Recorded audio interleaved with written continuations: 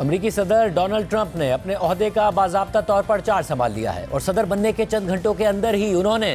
سینکڑوں جارحانہ اقدامات اٹھا لیے ہیں۔ ٹرمپ کے ان اقدامات میں صدارتی یادداشتوں سمیت پالیسی سے متعلق درجنوں ایگزیکٹو آرڈر شامل ہیں۔ ٹرمپ کی جانب سے بڑی تعداد میں ایگزیکٹو آرڈرز کا اجرا کسی کے لیے بھی حیران کن نہیں ہے، کیونکہ وہ الیکشن جیتنے سے پہلے ہی مسلسل دعویٰ کر چکے ہیں کہ وہ صدارت کا چارج سنبھالنے کے فوراً بعد ہی درجنوں ایگزیکٹو آرڈرز جاری کریں گے۔ واضح رہے کہ امریکہ میں ایگزیکٹو آرڈر امریکی صدر کی جانب سے وفاقی حکومت کے لیے جاری ایک تحریری آرڈر ہوتا ہے جسے کانگریس کی منظوری درکار نہیں ہوتی ہے۔ صدر ٹرمپ کے ابتدائی اقدامات میں 6 جنوری 2021 کو کیپٹل ہل فسادات میں ملوث 1500 کے قریب افراد کی عام معافی، میکسیکو کے ساتھ سرحد پر ایمرجنسی، امریکہ میں ٹک ٹاک پر لگی پابندی کو مؤخر کرنے، امریکہ کو عالمی دائرہ برائے صحت سے نکالنے سمیت سابق صدر بائیڈن کے دور میں جاری 78 ایگزیکٹو آرڈرز کی منسوخی شامل ہے۔ ٹرمپ نے بائیڈن دور کے جن اقدامات کو منسوخ کیا ہے ان میں سے ایک آرڈر فلسطین میں مقبوضہ مغربی کنارے یعنی ویسٹ بینک میں غیر قانونی اسرائیلی سیٹلرز پر پابندی سے متعلق بھی ہے، جو غزہ میں جاری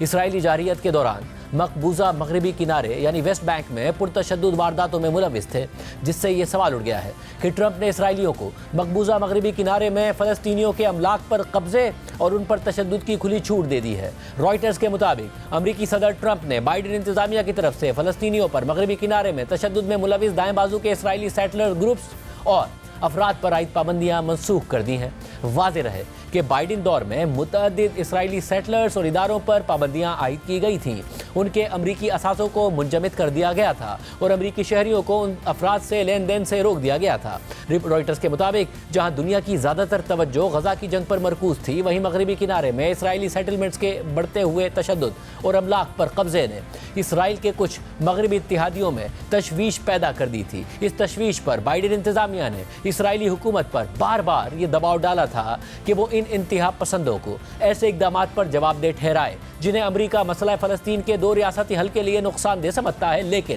عمل نہ ہونے پر ان اسرائیلی سیٹلمنٹس اور ان سے منسلک افراد پر امریکہ نے پابندیاں عائد کر دی تھیں۔ جبکہ ٹائمز آف اسرائیل کے مطابق ان پابندیوں کو ختم کرنا اسرائیلی وزیر اعظم نیتن یاہو کی اولین ترجیحات میں سے ایک تھا اور اس معاملے کو پچھلے چند ماہ کے دوران ٹرمپ کی ٹرانزیشن ٹیم کے ساتھ ہونے والی مختلف ملاقاتوں میں بھی اٹھایا گیا تھا۔ اہم بات یہ ہے کہ ٹرمپ نے جس وقت اس ایگزیکٹو آرڈر پر دستخط کیے، اس سے چند گھنٹے پہلے شمال مغربی کنارے کے گاؤں الفندق میں اسرائیلی سیٹلرز کے تشدد کا واقعہ سامنے آیا تھا۔ رپورٹ کے مطابق بائیڈن کے دستخط کردہ ایگزیکٹو آرڈر کے تحت گزشتہ سال 8 الگ الگ مرحلوں میں 17 افراد اور 16 اداروں پر پابندی لگائی گئی تھی۔ ان میں وہ سیٹلرز شامل تھے جنہیں امریکہ نے فلسطینیوں کے خلاف تشدد میں ملوث اور فلسطینی زمینوں کے قبضے میں ملوث قرار دیا تھا، اور ان پابندیوں میں ان تمام غیر قانونی سیٹلمنٹس کو بھی شامل کیا گیا تھا جن کے رہائشیوں نے پرتشدد اقدامات میں حصہ لیا تھا۔ ان پابندیوں میں اسرائیلی حکومت کے سابق وزیر قومی سلامتی بن گویر کے قریبی ساتھیوں کو بھی ہدف بنایا گیا، اور بائیڈن انتظامیہ نے خود بن گویر کو بھی پابندیوں میں شامل کرنے پر غور کیا تھا، اور ساتھ ہی اسرائیل کے انتہائی دائیں بازو کے وزیر خزانہ بیزلیل اسموٹرچ کو بھی اس لسٹ میں شامل کرنے کا سوچا گیا، لیکن آخر میں اس پر عمل نہیں کیا گیا۔ تاہم پابندیوں کے آخری مرحلے میں اسرائیلی سیٹلر موومنٹ کے ڈیولپمنٹ آرم امانہ کو شامل کر لیا گیا، اور اس عمل کو اسرائیل میں ایک بڑی شکست کے طور پر دیکھا گیا۔ واضح رہے کہ اسرائیل کی اسی تحریک کے اہم رہنماؤں کو ٹرمپ کی حلف برداری کی تقریب میں مدعو کیا گیا تھا، اور اب اسرائیلی حکام نے ٹرمپ کے اس فیصلے کا خیر مقدم کیا ہے جو ٹرمپ نے صدر بنتے ہی کیا ہے۔ ٹائمز آف اسرائیل کے مطابق اسرائیل کے سابق وزیر قومی سلامتی اور انتہائی دائیں بازو کے رہنما بن گویر نے ایکس پر اس حوالے سے لکھا ہے کہ یہ فیصلہ کئی سالوں کی ناانصافی کو درست کرتا ہے، جس میں امریکی انتظامیہ اور مقامی عناصر نے غلط پالیسیوں پر عمل کیا اور دوستوں کو دشمنوں کے ساتھ ملا دیا۔ بن گویر کے اتحادی اور موجودہ اسرائیلی وزیر خزانہ بیزلیل اسموٹرچ نے اس پر کہا ہے کہ ٹرمپ کا موقف ان کی یہودیوں کے ساتھ گہری وابستگی اور ہماری زمین کے تاریخی حق سے تعلق کو ظاہر کرتا ہے، اور پابندیاں اسرائیل کی داخلی امور میں سنگین غیر ملکی مداخلت کا ایک کھلا اقدام تھیں۔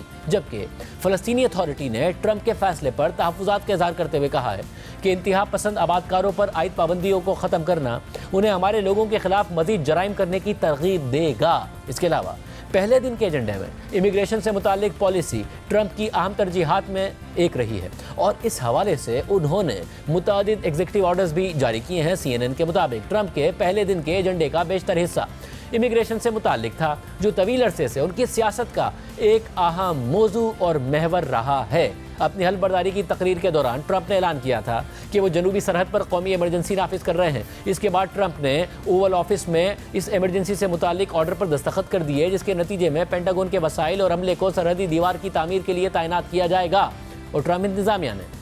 अपने इब्तिदाई चंद मिनट्स में इस ऐप का इस्तेमाल भी ख़त्म कर दिया, जो मुहाजिरीन को अमरीकी कस्टम्स और बॉर्डर प्रोटेक्शन सर्विसेज को इतला देने की इजाज़त देती थी कि वो अमरीका में दाखिल होने का इरादा रखते हैं और उन्हें सरहदी हुकाम के साथ पनाह के लिए मुलाकातें करने का शेड्यूल देने की सहूलत फराहम करती थी। इसी तरह ट्रंप ने अमरीका में पैदाइश पर शहरियत से मुताल्लिक़ कानून के हवाले से भी एक एग्जीक्यूटिव ऑर्डर पर दस्तखत कर दिए हैं, जिस पर माहिरीन के मुताबिक उन्हें काफ़ी कानूनी चैलेंजेस का सामना करना पड़ सकता है। BBC के मुताबिक पीर को ट्रंप ने पैदाइश पर शहरियत की तशरीह के हवाले से एक एग्जीक्यूटिव ऑर्डर पर दस्तखत किए हैं, ताहम इसकी तफसीलात ताहाल गैर वाज़ेह हैं। अमरीकी आइन में 14वीं तरमीम के जरिए पैदाइश पर शहरियत का कानून अमल में आया था, जिसमें कहा गया था कि अमरीका में पैदा होने वाले तमाम अफराद अमरीकी शहरी होंगे, मगर इस पर सदर ट्रंप ने कहा है कि वो इस कानून को ख़त्म कर देंगे। ताहम उन्हें ऐसा कोई भी इकदाम उठाने के लिए बड़ी कानूनी रुकावटों का सामना करना पड़ेगा। और अमरीका में शहरी आज़ादियों की यूनियंस और इंसानी हुकूक के दीगर ग्रोहों ने सदर ट्रंप के इस एग्जीक्यूटिव ऑर्डर को फ़ौरन चैलेंज भी कर दिया है। BBC के मुताबिक अमरीकी आइन में 14वीं तरमीम खाना जंगी के अख्तिताम पर 1868 में की गई थी, जबकि 14वीं तरमीम में आज़ाद किए जाने वाले उन गुलामों की शहरियत की बात की गई थी जो अमरीका में ही पैदा हुए थे। इससे पहले अमरीकी सुप्रीम कोर्ट के कुछ फैसलों में कहा गया था कि अफ्रीकी अमरीकी कभी भी अमरीकी शहरी नहीं बन सकते। ताहम 14वीं तरमीम के बाद ये तमाम फैसले कदम हो गए थे। सन 1898 में सुप्रीम कोर्ट ने एक मुकदमे के दौरान ये उसूल तय कर दिया था कि पैदाइश पर शहरियत के कानून का इतलाक पनाह गुज़ीनों के बच्चों पर भी होगा। कानूनी माहिरीन की अक्सरियत का मानना है कि सदर ट्रंप किसी एग्जीक्यूटिव ऑर्डर के जरिए पैदाइश पर शहरियत का कानून ख़त्म नहीं कर सकते। यूनिवर्सिटी ऑफ वर्जीनिया से मुंसलिक कानून के प्रोफेसर साई कृष्ण प्रकाश कहते हैं कि ट्रंप कुछ ऐसा कर रहे हैं जिससे बहुत सारे लोग परेशान होंगे और बिलाखिर इसका फैसला अदालतों में ही होगा। ये ऐसा मामला नहीं है कि जिसका फैसला खुद डोनाल्ड ट्रंप कर सके। ताहम उनका कहना है कि अमरीकी सदर वफाकी इदारे के मुलाजमीन को ज़रूर हुक्म दे सकते हैं कि वो शहरियत के मामलात को बारीक बीनी से जांचें, लेकिन इसकी वजह से जिन लोगों को शहरियत देने से इनकार किया जाएगा वो कानूनी तौर पर इन इक़दामात को चैलेंज करेंगे और ये मामला किसी बड़ी कानूनी लड़ाई की शक्ल इख्तियार कर जाएगा और आखिर में ये तमाम मामला सुप्रीम कोर्ट जाएंगे। जबकि पैदाइश पर शहरियत के कानून को ख़त्म करने के लिए अमरीकी आइन में एक और तरमीम की ज़रूरत होगी, लेकिन इसकी मंजूरी के लिए ऐवान नुमाइंदगान और सेनेट में 2/3 अक्सरियत की ज़रूरत होगी, जो ट्रंप की जमात के पास नहीं है। इसी तरह ट्रंप की जानिब से जारी दर्जनों एग्जीक्यूटिव ऑर्डर्स में से एक और उनका सबसे बड़ा इंतखाबी नारा कैपिटल हिल फसादात में मुलविस अफराद की माफ़ी भी है, और जिसके तहत उन्होंने कैपिटल हिल फसादात में मुलविस तकरीबन तमाम अफराद को माफ़ करने का ऐलान कर दिया है। CNN के मुताबिक ट्रंप ने अपने दूसरे दौरे हुकूमत के आगाज़ में एक अहम इकदाम के तौर पर 6 जनवरी 2021 को कैपिटल हिल पर हमले में मुलविस ज़्यादातर अफराद को माफ़ करने का ऐलान कर दिया है। पीर को ओवल ऑफिस में सदर ट्रंप ने कहा कि उनकी माफ़ियों का दायरा तकरीबन 1500 अफराद तक पहुँचेगा और इन अफराद को मुकम्मल माफ़ी दी जाएगी। CNN के मुताबिक अमरीकी प्रोसिक्यूटर्स ने कैपिटल हिल फसादात से मुताल्लिक़ इल्ज़ामात पर 1580 से ज़ायद अफराद पर फर्द जुर्म आयद की थी और इन इल्ज़ामात में तकरीबन 1270 अफराद को सज़ा सुनाई गई थी। इसका मतलब यह है कि ट्रंप ने कहा है कि इस हमले में जिन अफराद को मुजरिम करार दिया गया था इन सबको माफ़ कर दिया जाएगा और इससे अमलन 6 जनवरी के तमाम मुकदमात का खात्मा हो जाएगा। इसके अलावा 14 अफराद जिनमें प्राउड बॉयज़ और ओथ कीपर्स के अहम रहनुमा शामिल हैं, जिन्हें कैपिटल हिल हमले में मुलविस होने पर सज़ा सुनाई गई थी, उनकी सज़ाओं में कमी भी की गई है। ट्रंप का यह हुक्म एक वादे की तकमील थी जो उन्होंने बार बार अपनी इंतखाबी मुहिम के दौरान किया था। ताहम ट्रंप ने इस मुआफ़ी के पैमाने के बारे में कभी नहीं बताया था कि वो कितने बड़े पैमाने पर मुआफ़ी देने का इरादा रखते हैं। इसी तरह वीडियो शेयरिंग ऐप टिकटॉक, जिसकी मालिक एक चीनी कंपनी बाइटडांस है, सदर ट्रंप ने इससे मुतालिक अहम एग्जीक्यूटिव ऑर्डर पर दस्तखत कर दिए, जिसके तहत टिकटॉक पर पाबंदी के निफाज को 75 दिन के लिए मौखर कर दिया गया है। वाज़ेह है कि गुज़िश्ता चंद सालों से टिकटॉक की वजह से अमरीकी सलामती को दरपेश खतरात का मौजू काफ़ी ज़ेर बहस रहा है। अल जज़ीरा के मुताबिक अमरीका में टिकटॉक के बारे में खदशात कई सालों से मौजूद थे। 2020 में ट्रंप, जो उस वक्त अमरीकी सदर थे, उन्होंने इस प्लेटफॉर्म को बंद करने की पहली नाकाम कोशिश की और माइक्रोसॉफ्ट पर उसे खरीदने के लिए दबाव डाला। ताहम टिकटॉक ने उस वक्त ओरेकल के साथ डेटा प्रोटेक्शन टेक्नोलॉजी पर शराकत दारी करने पर इत्तफाक कर लिया। इसके बाद रिपब्लिकन्स और डेमोक्रेट्स ने मिलकर कौमी सलामती की बुनियाद पर और डेटा प्राइवेसी लीक्स के खदशात पर टिकटॉक पर पाबंदी के लिए जोर दिया। इस हवाले से उनका कहना था कि चीनी हुकूमत बाइटडांस के जरिए टिकटॉक के 17 करोड़ से ज़ायद अमरीकी सारिफीन के डेटा तक रसाई हासिल कर सकती है और इसके एल्गोरिथम को इस्तेमाल करके चीनी प्रोपेगेंडे को आगे बढ़ाने के लिए मुनज़्ज़म कर सकती है। इसके बाद मार्च 2023 में अमरीकी कांग्रेस ने टिकटॉक के सरबराह को 5 घंटे तक सख्त सवालात का نشانہ بنایا اور اس ایپ پر چین کے مبینہ اثرات کے حوالے سے سوالات کیے۔ پھر اگلے سال یعنی مارچ 2024 کو امریکی قانون سازوں نے ایک قانون منظور کر لیا جس کے تحت بائٹ ڈانس کو ایک آخری مہلت دی گئی کہ وہ یا تو ٹک ٹاک میں اپنی ملکیت کسی امریکی ادارے کو منتقل کر دے یا پھر اپنا کام ہی بند کر دے۔ اپریل 2024 میں امریکی صدر بائیڈن نے اس قانون پر دستخط کر دیے جس کے تحت ٹک ٹاک کو 19 جنوری 2025 تک مہلت کی تعمیل کرنی تھی، جبکہ امریکی سپریم کورٹ نے بھی اس قانون کو برقرار رکھا جو کمپنی کے لیے ایک شدید دھچکا تھا۔ پھر اس کے بعد ہفتے یعنی 18 جنوری کو امریکہ میں ٹک ٹاک کی سروسز بند کر دی گئی تھی، مگر اس کے اگلے ہی دن اتوار کو ٹرمپ نے اعلان کر دیا کہ وہ صدر بنتے ہی ٹک ٹاک کو عارضی مہلت دیں گے تاکہ وہ کمپنی کی آدھی ملکیت کسی امریکی ادارے یا اتحادی کو منتقل کر دے۔ اس اعلان کے فوری بعد امریکہ میں ٹک ٹاک کی سروسز بحال ہو گئی تھی۔ اس پر ٹرمپ نے اپنی تقریر میں کہا تھا کہ TikTok is back. As of today, TikTok is back. Let the United States of America own 50% of TikTok. I'm approving on behalf of the United States.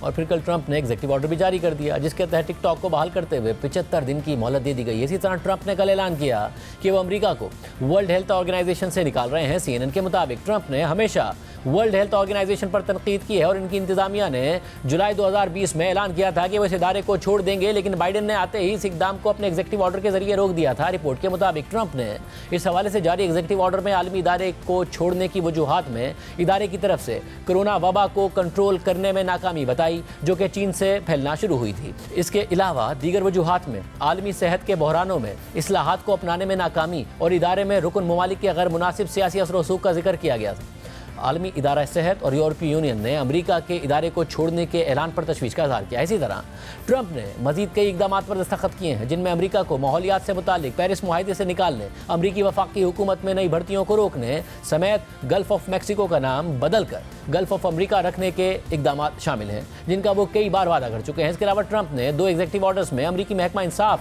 اور نیشنل انٹیلیجنس کے ڈائریکٹر کو ہدایت دی ہے کہ وہ بائیڈن انتظامیہ کے آزادی اظہار پر سینسرشپ اور قانون نافذ کرنے والے اداروں اور انٹیلیجنس ایجنسیوں کو بطور ہتھیار استعمال کرنے کے بارے میں وسیع پیمانے پر تحقیقات کا آغاز کریں۔ اسی طرح ٹرمپ نے ایک ایگزیکٹو آرڈر میں 51 سابق انٹیلیجنس آفیسرز کی سیکیورٹی کلیئرنس ختم کرنے کا حکم دے دیا ہے جنہوں نے 2020 میں صدر بائیڈن کے بیٹے ہنٹر بائیڈن سے متعلق ایک خط پر دستخط کیے تھے، جبکہ ٹرمپ کے نئے ایگزیکٹو آرڈرز کے مطابق ٹرانسجنڈر افراد کے لیے موجود پروٹیکشن اور امریکی وفاقی حکومت میں ڈائیورسٹی، مساوات اور انکلوژن کے پروگراموں کو بھی ختم کیا جا رہا ہے۔